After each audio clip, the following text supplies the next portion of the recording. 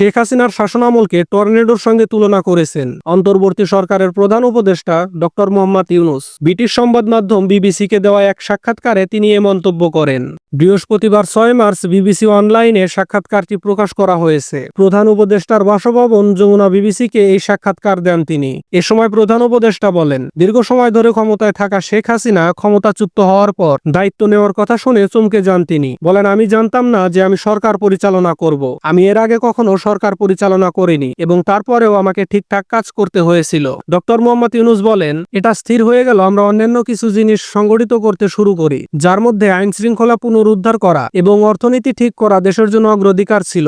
এমন অবস্থায় এই বছরের শেষের দিকে নির্বাচন আয়োজন করার আশা ডক্টর মোহাম্মদ ইউনূস। ভারতে পালিয়ে যাওয়ার পর সেখানে এই নির্বাচনে থাকা হাসিনা এবং তার দল সেই নির্বাচনে অংশ নেবেন কিনা তাও স্পষ্ট নয়। মানবতা বিরোধী অপরাধের অভিযোগে বিচারের জন্য হাসিনাকে ফেরত চাচ্ছে বাংলাদেশ।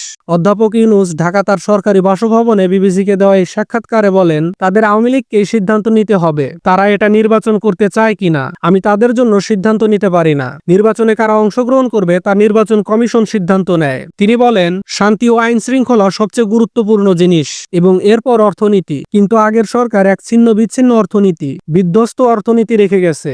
এটা এমন কিছু যেন 16 বছর ধরে এক ভয়ানক টর্নেডো হয়েছে এবং আমরা সেই ধ্বংসস্তূপ সরানোর চেষ্টা করছি। ছাত্র জনতার ব্যাপক বিক্ষোভের মুখে পড়ে বাংলাদেশ প্রধানমন্ত্রী পদ থেকে ক্ষমতাচ্যুত হয়েছে। গত বছরের আগস্টে শেখ হাসিনা পালিয়ে ভারতে আশ্রয় নেন। এরপর থেকে তিনি ভারতেই নির্বাসনে রয়েছেন। নাটকীয় এই পরিবর্তনের পরে একের পর এক বের হয়ে আসছে সাবেক স্বৈরাচারী সরকারের গুম ও বিচার বহির্ভূত হত্যাকাণ্ড, মানবাধিকার লঙ্ঘনের নানান চিত্র। হাসিনার বিরুদ্ধে গ্রেপ্তারি পরোয়ানা জারি করা হয়েছে।